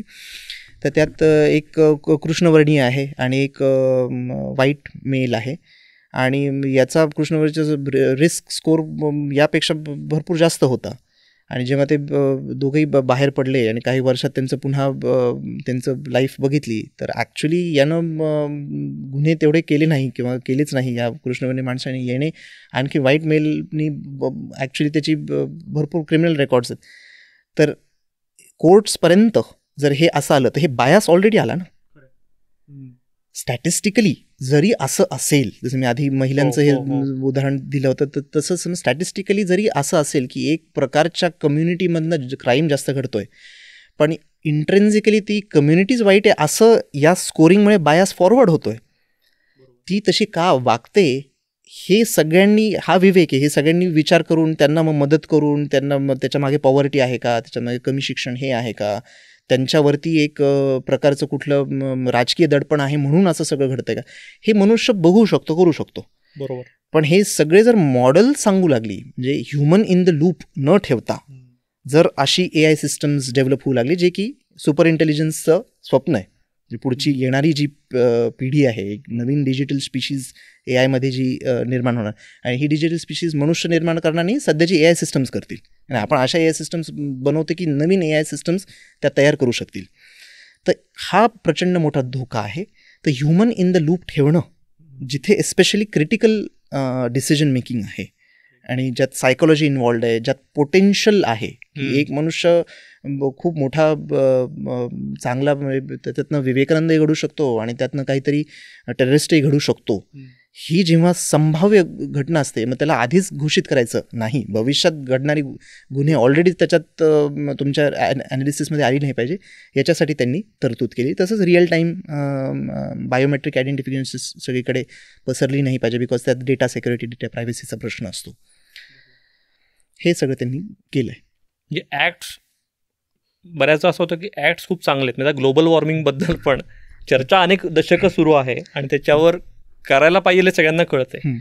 तर तोच प्रश्न या ॲक्ट्सबद्दलही येतो. मला वाटतं नीती आयोगाने पण या संदर्भात एक ॲक्ट आणलेला आहे. तर याबद्दलचं वातावरण कसं दिसतंय तुला? कारण तू जागतिक स्तरावर काम करतोय, जर्मनीत आहेस तू. हो, ते पॉझिटिव्ह आहे वातावरण? हां, तर हे एकूणच स्पेशली जर्मनी आणि युरोपियन कंट्रीचे डेटा प्रायव्हसी, डेटा सिक्युरिटीला फार गांभीर्याने घेतात. ओके, हे आपण आधी जाणून घ्यायला पाहिजे, हे आधी लक्षात घ्यायला पाहिजे. कम्पेअर्ड टू आपल्याकडचं एक जनरल ॲटिट्यूड आहे, ठीक आहे चलता आहे आणि असं, आणि ना तो एक म्हणजे फ्लेक्झिबिलिटी एक गोष्ट झाली, पण जिथे गरज आहे तिथे त्या लेवलची सिक्युरिटी असणं आणि त्यासाठी गांभीर्य असणं हे एक वेगळा भाग आहे. अगदीच. तर मला असं वाटतं नेहमी भारतात असतं की एक लॉ आहे, ट्रॅफिक रूल्स आहे, लॉ आहे, तर सगळे चांगले लॉ असतील, आणि ॲक्च्युअल प्रॅक्टिस आहे. म्हणजे भारतात लॉ आणि प्रॅक्टिसमध्ये खूप फरक असतो आणि तो लागू कसा केला जातो आहे, त्यात किती पळवाटा आहे त्यातनं मागायचे प्रचंड आपल्याला केसेस माहितीच आहेत. तर येणाऱ्या काळात असं राहून चालणार नाही. ही जागरूकता म्हणजे with all due respect to आपल्या सगळ्याच स्टेट्सच्या, महाराष्ट्राच्या सगळ्या स्टेट्सच्या म्हणजे सगळी जी निर्णय घेणारी लोक आहेत, चीफ मिनिस्टर्स असून मुख्यमंत्री असो की ते पंतप्रधान आणि इन बिटवीन सगळी, ह्या सगळ्या लोकांच्या ते हातात आहे ह्या सगळीकडे जागरूकता त्यांचं स्वतःत आणणं. आणि थर्ड म्हणजे फक्त भारतासाठी नाही, हे अमेरिकेसाठी पण आहे. तुम्ही ते बघतो की सगळ्या झुकरबर्ग आणि सगळ्या ह्या लोकांना बोललं जातं, टेक्नोक्रॅट्सला बोललं जातं आणि शाळेत मुलांना जसं रागवतात तशी ही सगळी सेनेटर आणि सगळी मेंबर्स त्यांना रागवतात आणि ती आपली मान डोलून निघून जातात आणि म्हणतात की असं आम्ही काही करत नाही. आणि ते सगळं त्यांचं तांत्रिक विश्लेषण करतात की आम्ही ही सगळी कंप्लायन्सेस ऑलरेडी करतो जी तुम्ही सांगितली आहे आणि त्याच्या व्यतिरिक्त असं घडतं त्याला आम्ही काय करावं. त्यांचा एक असं स्टँड असतो ना. आणि ही लोक आपली बस भाषणं देऊन निघून जातात आणि यांनाही कळत नाही की ही तंत्रज्ञान खरी कशी चालते. म्हणजे एक ब्लॅक बॉक्स जो तयार झाला आहे AI सिस्टम्समध्ये, ब्लॅक बॉक्स ही एक कॉन्सेप्ट आहे. म्हणजे सेम इनपुट जरी दिलं तरी प्रत्येक वेळी आउटपुट वेगवेगळं येतं. मॉडेल रिट्रेन केल्यानंतर नाही, सेम मॉडेलवरती फ्रोझन मॉडेलवरती नवीन आउटपुट येतं. मग याचं कारण काय की स्टॅटिस्टिक्समध्ये पण एक टर्म असते नॉन डिटर्मिनिझम. म्हणजे त्यात एक रँडमनेस ऑलरेडी त्या मॉडेलचा भागच आहे. हे ऑटोमॅटिक नंबर जनरेट होतील, मग ह्या इनपुटला प्रोसेस होईल आणि मग ते आउटपुट तयार होईल. तर यामुळे ब्लॅक बॉक्समुळे एक तांत्रिक अडचण पण आहे, पण त्याचे काही त्याचे सोल्युशन्स पण आहेत. सगळंच संपलं आहे असं नाही ना एकूणच. आणि पण मी आधी जसं सांगत होतो की सगळ्यांनी यात सहभाग घेणं यासाठी गरजेचं आहे, कारण की चीन आणि अमेरिका ही दोन या शर्यतीत भरपूर पुढे आहेत. आणि जेव्हा पॉवर असा एकाच बाजूला जातो तेव्हा काय काय घडतं हे आपल्याला इतिहास सांगतच आहे. तर इतर जी देश आहे, जी छोटी छोटी देश आहे, ज्यांची इकॉनॉमी मोठी नाही किंवा इकॉनॉमी मोठी आहे तरी GDP पर कॅपिटा हा फार चांगला नाही, म्हणजे भारतही त्यात आहेच आहे. पर कॅपिटामध्ये आपली एकूण इकॉनॉमी मोठी जरी असली तरी पर कॅपिटामध्ये आपण श्रीमंत देशांमध्ये नाही आहोत. तर अशा देशांनी कोलॅबरेट करणं हे फार गरजेचं आहे. आणि आपले सरकार, सगळे जे सरकार आहेत त्यांनी ही सत्ता याची डिसिजन मेकिंग ऑटोनॉमस एक बॉडी तयार करणं, ह्या सगळ्या हे सगळे जे हे आहेत मुख्यमंत्री ते पंतप्रधान या सगळ्यांनी ऑटोनॉमस बॉडी तयार करणं जी की ॲक्च्युली अनबायास्ड आहे आणि देशाच्या हितासाठी इन जनरल डेटा सिक्युरिटी यासाठी काम करणारी. आणि ही करणं गरजेचं आहे, कारण की हा विषय जसा विथ ऑल ड्यू रिस्पेक्ट आपल्या राजकारण्यांसाठी आणि बहुतांश लोकांसाठी झेपणारा विषयच नाही हा. खरंय खरंय. पियुष, मला तुझं खूप कौतुक वाटतंय की इतक्या महत्त्वाच्या विषयात जागतिक स्तरावर तू आज काम करतोयस आणि याची सुरुवात जालन्यातनं झालेली आहे. तर जालना ते जर्मनी हा तुझा प्रवास हा खरोखर प्रेरणादायी आहे आणि अनेक तरुण यातनं प्रेरणाही घेणार आहेत. तर याबद्दल या तुझ्या सगळ्या प्रवासाविषयी सांगशील आम्हाला? हो. तर मी 10वीपर्यंत जालन्यात होतो आणि मी इंग्लिश मिडियम स्कूलमध्ये शिकलो. त्याचं एक कारण हे आवर्जून सांगण्याचं हे आहे की मी मराठीकडे मुद्दाम वळतोय. खरंच आहे. हो. आणि त्याच्या मागची काही ऑब्वियस कारणं आहेत. तर जर सगळंच शिक्षण ऐकून मग पुढे माझं मेकॅनिकल इंजिनिअरिंग झालं मणिपाल युनिव्हर्सिटीमधनं मी केलं, जे उडपीजवळ आहे. मग मी इथे भारतातही IT मध्ये काम केलं आणि मग मला असं जाणवलं की मी अजून शिकू शकतो, अजून मला हे करण्याची आहे क्षमता आहे. आणि तर मी मग जर्मनीमध्ये मास्टर्स करायला गेलो, जे की मेकॅट्रॉनिक्स आहे. मेकॅनिकल अगदी एक म्हणजे मेकॅट्रॉनिक्सचा एक उपसंच म्हणू शकता. मेकॅट्रॉनिक्स मल्टी डिसिप्लिनरी आहे. त्यात इलेक्ट्रॉनिक्स आहे, AI आहे, अल्गोरिथम्स, सॉफ्टवेअर आणि हार्डवेअर, सायबर फिजिकल सिस्टम्सचेही त्यात मॉड्यूल्स होते, म्हणून ते माझ्यासाठी आकर्षक होतं. मग तिथनं माझी ही सगळी यात्रा सुरू झाली AI कडे वळण्याची. मग त्यात मी सगळे हुशार म्हणजे सगळी मंडळी, तिथली सगळी स्कॉलर लोकांसोबत मी काम केलं, त्यांच्या रिसर्च प्रोजेक्ट्समध्ये त्यांना मदत केली, बाहेर कंपन्यांमध्ये सुद्धा काम केलं. आणि परदेशी शिकताना सगळं एक म्हणजे महागच असतं, युरोमध्ये खर्च करायचा, म्हणून मी बर्गर मॅकडॉनल्ड्समध्ये बर्गरसुद्धा बनवली आहे. म्हणजे माझी तशी जर्नी वेगळी नाही आहे, जे सगळी बाहेर जाणारी मुलं आणि सगळं करतात, तर तेही मी केलं. आणि मग सगळ्या ह्या याच्यामध्ये म्हणजे माझा गव्हर्नमेंट जर्मन गव्हर्नमेंटचाच याच्यात मास्टर थिसिसमध्ये पण त्याच्यात त्यांचा डेटा वगैरे होता आणि त्याच्यात मी काम केलं. आणि मग फुल टाईम जॉब वगैरे सुरू झालं. म्हणजे आता एकूणच 8-10 वर्षाचा ह्या AI चा एकूण अनुभव आणि बाहेर आणि भारतात सगळ्यांसोबतच त्या प्रोजेक्ट्सवरती मी काम केलेलं आहे. क्या बात. आपण आता शेवटाकडे आलेलो आहे, तर एक फायनल टेक अवे तुझा, की जे नॉन टेक्निकल फील्ड्समध्ये आहेत, आमच्यासारखी लोक, सामान्य लोक, की ज्यांना हे तंत्रज्ञान कळत नाही, पण त्यांनी ते शिकायला पाहिजे, कारण ऑप्शन राहिलेलं नाही, तूच म्हणतोयस, तर डे टू डे लाईफमध्ये काय केलं पाहिजे? जसं मी ते आधी एक सांगितलं की ॲडॅप्टेबिलिटी, अजायलिटी आणि अटेन्शन स्पॅन हे सगळं भारतीयांना सहज शक्य आहे, जे की ॲडव्हान्टेज आहे, याचा आपण वापर तर करूनच घ्यायला पाहिजे. टेक्निकल आणि नॉन टेक्निकल अशा 2 डिव्हिजनमध्ये मी ही उत्तर देईन. तर टेक्नॉलॉजी याच्यामध्ये असं आहे की जे आपण नवीन स्किल शिकतो आहे त्याची हाफ लाईफ त्याला एक म्हणतात, की याची युटिलिटी समजा आधीच्या काळात 15 वर्ष हे आता तंत्रज्ञान वापरण्यात येणार आहेत, ते आज अगदी 2च वर्ष झालेले.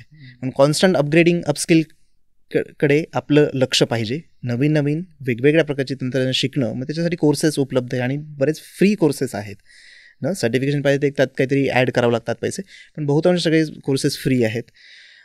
तर हे सगळं शिकत जाणं आणि AI ची जी सगळी टेक्नॉलॉजी म्हणजे इंडस्ट्री 4.0मध्ये मी एक वाचून दाखवतो. इंडस्ट्री 4.0मध्ये काय काय आहे. एक ऑटोनॉमस रोबोट्स आहे, रोबोटिक्स आहे, सिम्युलेशन, इंटिग्रेशन म्हणजे सायबर ट्विन तयार करायचं, म्हणजे एखादी फिजिकली मशिनरी काम करते किंवा एक मूव्हमेंट होते, ती त्याचं रिप्रेझेंटेशन आभासी जगात, सायबर जगात कसं आणता येईल हे आहे. बिग डेटा आहे, व्हर्च्युअल रिॲलिटी आहे, cloud, cyber security, additive manufacturing, त्याचा एक 3D प्रिंटिंग हा एक उपसंचय महत्त्वाचा भाग आहे. IoT, इंटरनेट ऑफ थिंग्स आणि ऑफकोर्स AI. हे सगळे एक 9 एकूण साधारण टेक्नॉलॉजीज आहेत. या सगळ्यांमध्ये उतरणं, हे सगळं शिकणं, याबद्दल चर्चा करणं, ब्लॉग्स, आर्टिकल्स लिहिणं, म्हणजे तुम्ही जे शिकताय ना ते इतरांना शिकवा, कारण त्यात प्रचंड फायदा असतो. इतरांना शिकवणं, एक तर स्वतःच्याही संकल्पना स्पष्ट होतात, त्यात माणूस रस घेऊन हे करतो.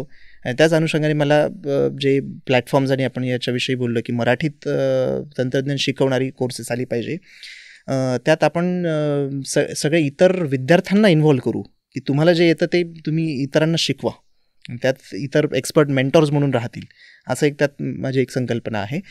आणि हे झालं सगळं टेक्निकल याच्यावरती. नॉन टेक्निकल फील्ड्समध्ये पण पर्सनॅलिटी असेसमेंट स्वतःची करून घ्या. आणि पर्सनॅलिटी ही म्हणजे एक म्हणजे तसा डायनॅमिकच विषय असतो की मनुष्य अनुभवानुसार घडत राहतो. आणि हे पण एक बेसिक सध्या माझा माइंडसेट कसं आहे, माझं माइंडसेट ऑन्टरप्रेन्योरल आहे का माझं एक स्ट्रक्चर्ड काम करणारा मी व्यक्ती आहे, म्हणजे 9 to 5मध्ये मी हॅपी असणार आहे. सगळ्यांनीच व्यवसाय उघडावेत असं काही नाही. तर का मला सगळ्या गोष्टींची स्पून फिडिंग लागते, म्हणून मी तशा प्रकारचे जॉब्स आणि हे बघू का मला खूप एक्सप्लोर करायला आवडतं. म्हणजे एकदा मला ते फिगर आउट झाले की माझा रस जातो आणि तो व्यक्ती मीच आहे. तर त्यामुळे माझं नेहमी हे बदलत राहतं की आज हे मी करतोय आणि ते 3-4 वर्ष मी करेन आणि ते मला आनंद असतो त्यात करतो मी, आणि मग मला नवीन काहीतरी इंटरेस्ट येतो मी त्यात जातो. तर ही पर्सनॅलिटी असेसमेंट म्हणजे इंट्रोस्पेक्शन आणि त्यात ध्यान, मेडिटेशन हे सगळं कामी येतं, कारण की EQ, इमोशनल क्वेश्चन किंवा भावनांक हा त्यातला एक फॅक्टर आहे, ज्यानं आपणच काय विचार करतोय आणि आपली भावना नेमक्या कशा आहेत हे समजण्यासाठी मदत होते ना. आणि मग इतरांच्याही भावना कंट्रोल कशा करता येईल किंवा मॉड्युलेट कशा करता येईल हे त्यात EQचा एक भाग आहे. तर हे जे सॉफ्ट स्किल्स जे आहेत ह्या सगळ्या आधीही महत्त्वाच्याच होत्या, पण आता त्याचं महत्त्व जास्त वाढलं आहे, कारण की असिस्टिंग टूल्स आहेत. एकदा हे आपल्याला ठरवलं की हे आपल्याला करायचं आहे, मग ते शिकणं अवघड नाही जर तयारी असेल तर ना. पण एकूणच टीममध्ये काम करायचं म्हणजे सगळ्या स्टेक होल्डर्सचा माइंडसेट आपल्याला वाचता आला पाहिजे आणि त्या हिशोबाने आपल्याला रिॲक्ट करता आलं पाहिजे, त्या हिशोबाने रिवॉर्ड करता आलं पाहिजे, पनिशही करता आलं पाहिजे. ह्या सगळ्या ज्या गोष्टी आहेत ह्या EQ चांगलं असण्याची लक्षणं आहेत. आणि त्यात मी काही बुक्स पण रेकमेंड करेन. आणि यात मी म्हणजे आवर्जून फार महाग असलेली इंग्लिश बुक्स नाही ठेवली, तरी साधारण आपल्या इथेच म्हणजे पुण्यात, महाराष्ट्रात, कुठेही आपल्या भारतात ऑर्डर केली तर सहज उपलब्ध होतील आणि चांगली आहेत आणि स्वस्तही आहेत. अशी मी एक 4-5 नावं घेईन. त्यात एक म्हणजे माझं पुस्तक तर आहेच आहे हे, म्हणजे डेटा सायन्स ज्यांना इंटरेस्ट आहे आणि AI मध्ये इंटरेस्ट ते तर वाचच नक्की. पण एक मंदार जोगळेकरांनी नॅरेटिव्ह म्हणजे मीडिया नॅरेटिव्ह हे लिहिलं आहे. कारण यात सगळेच आपण आहोत. म्हणजे जर्नलिझम जरी आपण प्रोफेशनली नाही केलं तरी सिटिझन जर्नलिझम आपण सगळेच करतो. म्हणजे फॉर्मल ट्रेनिंग जरी नसलं तरी आपण डेटा शेअर करतो, डेटा तो मॉड्युलेट करतो किंवा डेटा जनरेटही करतो. आणि या अनुषंगाने मी एक गोष्ट सांगेन की इन्फॉर्मेशन म्हणजे माहिती म्हणजे सत्य नाही. सत्य हा इन्फॉर्मेशनचा खूप छोटा, रेअर आणि महाग उपसंच आहे. महाग या कारणाने की समजा एखाद्या गोष्टीची मला जर रेकी करायची असेल तर समजा महाभारतात खरंच काय घडलं, कसं होतं, ते नेमकं कधी घडलं, हे सगळं मला शोधायचं असेल तर मला किती इन्व्हेस्टमेंट करावं लागेल हे सगळं शोधण्यात. म्हणजे आर्किओलॉजिस्ट हायर करावं लागतील, सगळं ते त्यामागे सगळी आतापर्यंतची कॉमेंट्री वाचावं लागेल, त्यातनं किती सत्य कुठे आहे सगळं शोधावं लागेल. पण फिक्शन जर तयार करायचं असेल तर हे स्वस्त आहे. हे तर LLM मॉडेल आपल्या हातातली फोन आता हे तयार करतोय. म्हणजे फिक्शन हे स्वस्त, सत्य हे महाग आणि अजूनच महाग होत चाललं आहे. आणि हे फिक्शन म्हणजे कल्पना ही अजून स्वस्त होत चालली आहे. म्हणून हा उपसंच अजून छोटा होणार. सत्य हा जो उपसंच इन्फॉर्मेशन हा आणखीन छोटा होणार. आणि त्यामुळे डीप फेक्स आणि हे सगळं ते जे प्रकार आहे तो वाढत चालला आहे. आणि AI ॲक्टमध्ये हा एक मुद्दा मी सांगेन की जिथे आपणच काही जर जनरेट केलं असेल चांगल्या इंटेंटसाठी सुद्धा, की मी एज्युकेशनसाठी एक बॉट वापरून हे मी सगळं त्यात एक व्हिडिओ तयार केला आहे, तर तिथे तो स्पष्ट लिहा की हा AI जनरेटेड कॉन्टेंट आहे. हे EU AI ॲक्टमध्ये आहे आणि त्यांच्या वेबसाईटवरती पण स्वतः त्यांनी सारांश काढून हे एक CLAIR की असं क्लेअर्क नावाच्या याच्यावरनं केलं आहे, हे नमूद केलं आहे. म्हणजे AI रिस्पॉन्सिबल व्हावं असं वाटत असेल तर त्याची सुरुवात आपण स्वतःपासून करायला पाहिजे. आणि जर म्हणजे AIचा वापर करून काय केलं तर ते मेन्शन तरी किमान केलं पाहिजे, करायलाच पाहिजे. आता त्यांनी कंप्लायन्सेसमध्येच आणलं आहे. तर पण हे आपण सिटिझन जर्नलिस्ट म्हणून स्वतःही करूच शकतो ना. आणि आणखीन एक पुस्तक हे आहे माझ्या हातात, नेक्सस जे आहे युval नोआ हरारीचं, हे आत्ताच आलं आहे. तर याचं मराठी अनुवाद पण उपलब्ध आहे, मधुश्री पब्लिकेशनने ते काढलं आहे. ते नक्की वाचावं. आणि करिअरची गुणसूत्रे हे केळकर सरांनी केले, डॉक्टर भूषण केळकर आणि डॉक्टर मधुरा केळकर यांनी हे लिहिलं आहे. यात गस्टाल्ट टेस्टबद्दल तुम्ही वाचू शकता. त्यात ती पर्सनॅलिटी असेसमेंट, तुमची लर्निंग स्टाईल काय आहे हेही तुम्हाला कळतं. आणि हे मी यासाठी सांगतो की मी स्वतःही केलं आहे आणि आय रेकमेंड दिस. आणि म्हणजे मिड प्रोफेशनल जे असतील त्यांनीही करावं, कारण त्यांचं आता करिअर बदलतं आहे. They can think of second career, third career. आणि विद्यार्थ्यांनी तर नक्कीच करायला पाहिजे. आणि हे इथे उपलब्ध आहे म्हणून मी रेकमेंड करेन. त्यानंतर प्रफुल्ल वानखेडेचं आत्ता एक गोष्ट ही आहे, पैशा पाण्याची, हे केलं आहे. हे सुंदर त्यांनी लिहिलं आहे. त्यांचे त्यात अनुभव त्यांनी इन्क्लूड केले आहेत. म्हणजे फायनान्शियल लिटरसी तर भरपूर पुस्तक आहे, but this I would definitely recommend. आणि इंडस्ट्री 4.0 नावाने हे पुन्हा डॉक्टर भूषण केळकरांचं एक पुस्तक आहे. हे सगळी पुस्तकं मी रेकमेंड करीन, वाचावीत. आणि माझ्याही पुस्तकात कुणाला काहीही प्रश्न असतील, काही डाऊट असतील, काही असं वाटत असेल की हे चूक आहे, की आय एम ऑल्सो नॉट 100% म्हणजे एरर फ्रीच आहे मी, असं काही नाही आहे. तर मीही सगळ्यांसोबत शिकतोच आहे. तर मला नक्की तुम्ही संपर्क करा, त्यात प्रश्न विचारा. आणि मला खूप म्हणजे शिकायला आणि शिकवायला दोन्ही मला खूप आवडतं. त्यामुळे I am always up for interaction, हे मी सांगेन. नक्कीच. जाता तू इंडस्ट्री 4.0चाही अतिशय महत्त्वाचा असा उल्लेख केलेला आहेस. आणि जर्मनी ही जननीच आहे इंडस्ट्री 4.0ची. त्यामुळे तोही विषय तू महत्त्वाचा मांडलेला आहेस. मला असं जाणवलं की वैज्ञानिक हे खूप तांत्रिक भाषेत बोलतात आणि ते सामान्यांना कळत नाही असा एक समज असतो. पण तो पूर्णपणे खोडून काढत अतिशय तळमळीने आणि जास्तीत जास्त मराठी माणसांपर्यंत हा विषय पोहोचवण्याची धडपड तुझ्या प्रत्येक वाक्यातनं आणि बोलण्यातनं जाणवते, ती पुस्तकातनंही जाणवते. त्यामुळे सगळ्या आपल्या प्रेक्षकांनाही हे अगदी हायली रिकमेंडेड पुस्तक आहे. पियुषनी सांगितलेली बाकी सगळी पुस्तकंही आपण वाचूच, पण डेटा सायन्स या पुस्तकापासून सुरुवात करूया आपण. आवर्जून घ्या. आणि हा एपिसोड कसा वाटला हेही आम्हाला नक्की सांगा.